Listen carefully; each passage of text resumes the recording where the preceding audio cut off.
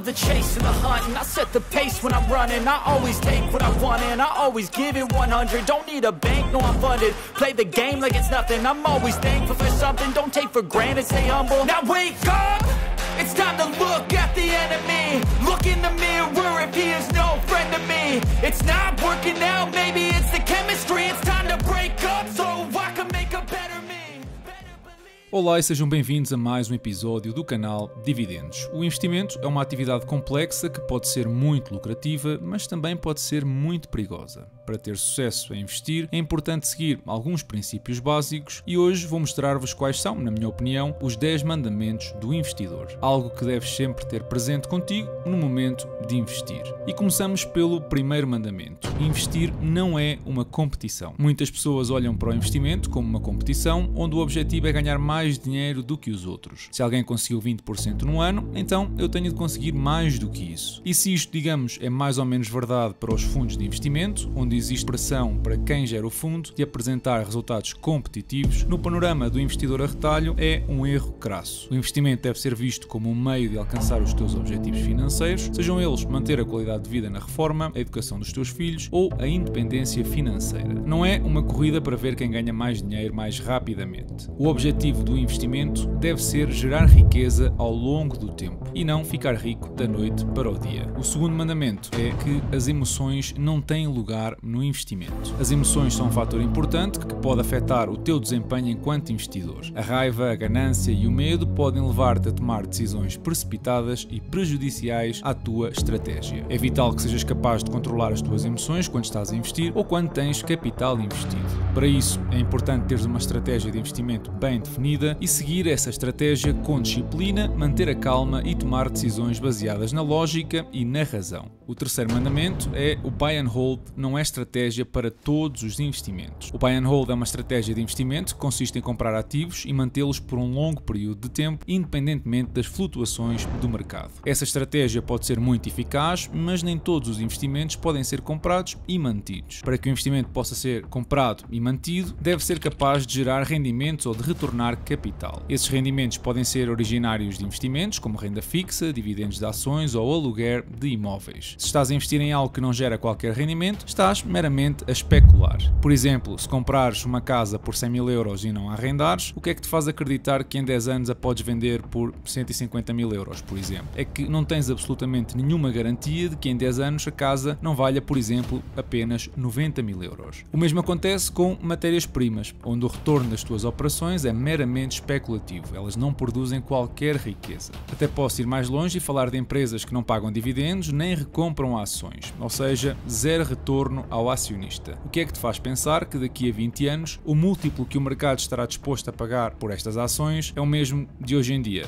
Já para não falar do potencial da disrupção da indústria onde opera neste período de tempo. Assim que o importante a reter aqui é que nem todos os investimentos servem para a estratégia buy and hold. O quarto mandamento é copiar os gurus dá quase sempre asneira. E apesar deste mandamento estar mais orientado para aquilo a que assistimos diariamente nas redes sociais, com recomendações de ações, de esquemas de forex, de projetos cripto, também podemos aplicar este mandamento para os grandes investidores internacionais como Warren Buffett, o Ray Dalio ou o Howard Marks. Se no primeiro caso é mau receber ou seguir conselhos de pessoas que não têm muitas provas dadas ou que vivem da promoção deste tipo de eventos, no segundo caso o problema está mais centrado em ti. É que o que funcionou para eles pode não ser necessariamente o que funciona contigo. Copiar as compras e vendas destes investidores sem uma análise às empresas não te dá informação suficiente do motivo por que o fizeram e assim não estás a aprender. Além de que recebes a informação com um atraso considerável, já que eles são obrigados a reportar as operações nos 30 dias seguintes. O quinto mandamento é que os fundamentos e a economia impulsionam as decisões de investimento de longo prazo. É fácil perceber que as decisões de investimento de longo prazo devem ser baseadas nos fundamentos de uma empresa e em fatores económicos. Os fundamentos das empresas são fatores como os lucros, as margens ou o crescimento ou inclusivamente a posição financeira. Tentar perceber se a empresa apresenta tendências positivas nestas métricas é essencial. Os fatores económicos dizem respeito à orientação da indústria, regulamentação ou à estabilidade na tributação que podem jogar a favor ou em contra do desenvolvimento da empresa em questão. Assim que, ao investir em empresas com fundamentos sólidos e onde os fatores económicos são favoráveis, aumentamos drasticamente as nossas probabilidades de sucesso. Mandamento número 6 é o timing timing de mercado é impossível. O timing de mercado é uma tentativa de comprar ativos quando eles estão em mínimos e vender quando estão em máximos, ou se quisermos comprar no vale e vender no pico. No entanto, as movimentações do mercado são muito difíceis de prever. As avaliações do mercado para um ativo são baseadas numa série de fatores, incluindo os lucros, as taxas de juros e as expectativas económicas. Esses fatores são voláteis e podem mudar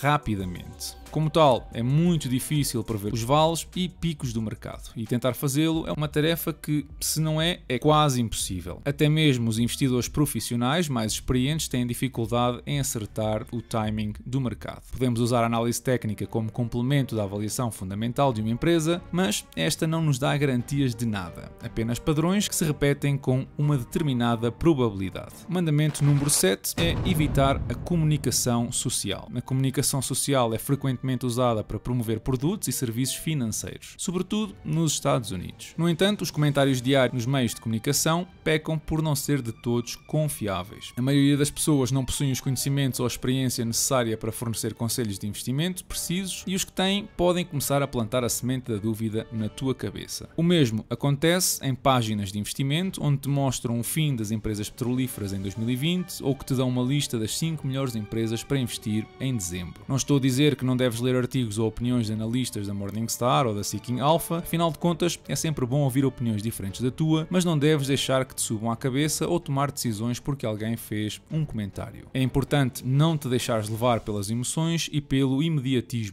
Deves estar focado nos teus objetivos e ter paciência para esperar pelo sucesso. O mandamento número 8 diz-nos que o investimento é sobre disciplina e paciência. O investimento é um jogo de longo prazo que exige disciplina para seguir a tua estratégia e paciência para esperar pelos resultados. Podemos compará-lo a uma maratona e não a um sprint. É também importante teres paciência para permitir que o teu investimento cresça com o passar do tempo e não desistir à primeira situação negativa. Mandamento número 9. Investir não é diferente de apostar. E esta é porventura a afirmação mais polémica. No fundo, em ambos estás a tentar prever o futuro baseado em probabilidades. Acreditar que a empresa consegue continuar a crescer a 10% não é diferente de acreditar que os Denver Nuggets vão ganhar novamente a final da NBA. Pode existir mais ou menos risco nas tuas previsões, mais ou menos variâncias ou desvios do que seria a expectativa, mas continuam ambos a tentar prever o futuro. No entanto, podemos dizer que ao investir em empresas de qualidade, sobretudo em momentos de desconfiança ou emocionais dos mercados, estamos a minimizar o risco que corremos, ao contrário de qualquer aposta na roleta, por exemplo. Além disso, as previsões que fazemos quando investimos têm também de estar fundamentadas em algo sólido e não atirar simplesmente números para o ar. Por fim, o último mandamento é que nenhuma estratégia de investimento funciona para sempre. Não existe uma estratégia de investimento que funcione a toda a hora. O mercado é imprevisível e as condições económicas podem mudar muito rapidamente. É fundamental sermos flexíveis e estar preparados para mudar a nossa estratégia de investimento se as condições assim o exigirem. O truque está, no entanto, em perceber se a tua estratégia está errada ou se está temporariamente limitada por condições externas. Obviamente que esta lista de princípios reflete a minha opinião pessoal, faltando aqui pontos como a reserva de emergência, investir apenas em ativos que conheces ou dominas e muitas outras que podia mencionar. Mas eu deixo para ti a responsabilidade de acrescentar mais princípios na caixa de comentários, sobretudo aqueles que são importantes para ti. Esta foi mais uma semana fantástica para a maioria dos índices mundiais, com a Alemanha, Brasil e Espanha a mostrarem recuperações acima dos 4%. Já o nosso PSI foi o mais tímido do grupo, com uma valorização que não chegou a 0,5%. A nível de notícias, o BCE quer criar um regulador de mercados único na União Europeia, algo do estilo do SEC nos Estados Unidos ou da CMVM em Portugal, mas a nível europeu. A ideia é dar mais poderes ao regulador já existente, o ESMA, para conseguir, segundo o próprio, mitigar riscos sistémicos de empresas multinacionais. Será que estão com medo de alguma coisa ou será que é apenas mais um passo na uniformização económica dos países da União Europeia? Bom, eu acho que só o tempo o dirá. Ficámos a saber também que o ordenado mínimo vai aumentar quase 8% para os 820 euros, pelo que se o teu salário não aumentou na mesma proporção, então vais inevitavelmente ficar mais pobre. Eu não estou a dizer que subir o salário mínimo é mau, atenção, muito pelo contrário, eu acredito é que subir os salários sem uma equivalência de produtividade e atratividade económica só nos leva num caminho, e acreditem que não é nada bonito. Vimos também o Banco de Portugal exigir uma reserva especial de 4 4% para alguns bancos portugueses. Esta reserva recai sobre empréstimos à habitação a particulares, em bancos onde o modelo de risco é calculado por uma fórmula interna. Esta medida já foi aplicada em países como a Alemanha, a Bélgica, a Lituânia e Malta e chega agora a Portugal. Pessoalmente, eu não acredito que venha a acrescentar muito, até porque já tinham sido aplicadas medidas macroprudenciais, como o limite de 40 anos para a duração dos contratos ou os limites nas taxas de esforço permitidas nos empréstimos à habitação. Por falar em bancos, e já que o episódio passado foi sobre a CGD, é também de salientar que 2/3 da ajuda que o governo deu em 2017,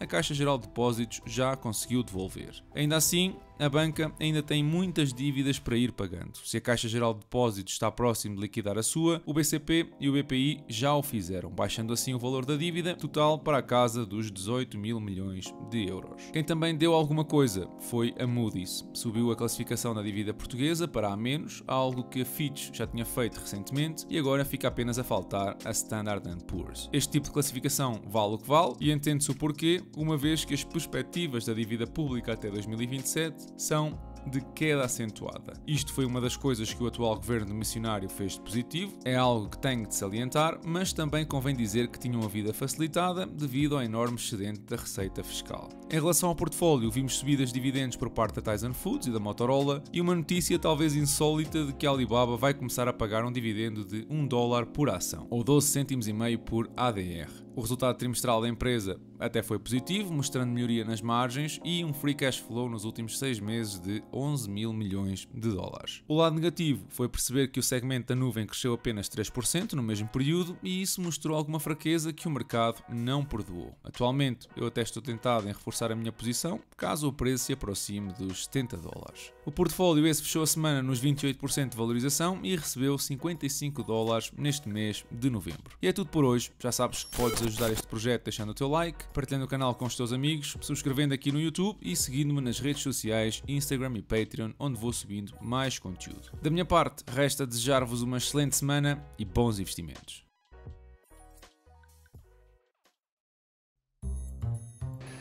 Eu descontei quase 40 anos, uma parte do meu salário para a Caixa Geral de Apresentações como professor universitário. E também descontei alguns anos como investigador da Fundação Carlos Gulbenkian. E irei receber 1.300 euros por mês. Eu não sei se ouvi bem, 1.300 euros por mês. Quanto ao fundo de pensões do Banco de Portugal, para o qual eu descontei durante quase 30 anos parte do meu salário, eu ainda não sei quanto é que irei receber, mas os senhores não terão dificuldade. Eu fui um funcionário de nível 18 que exerceu funções de direção. Tudo somado, o que irei receber do Fundo de Pensões do Banco de Portugal e da Caixa de Alimentações, quase certeza que não vai chegar para pagar as minhas despesas.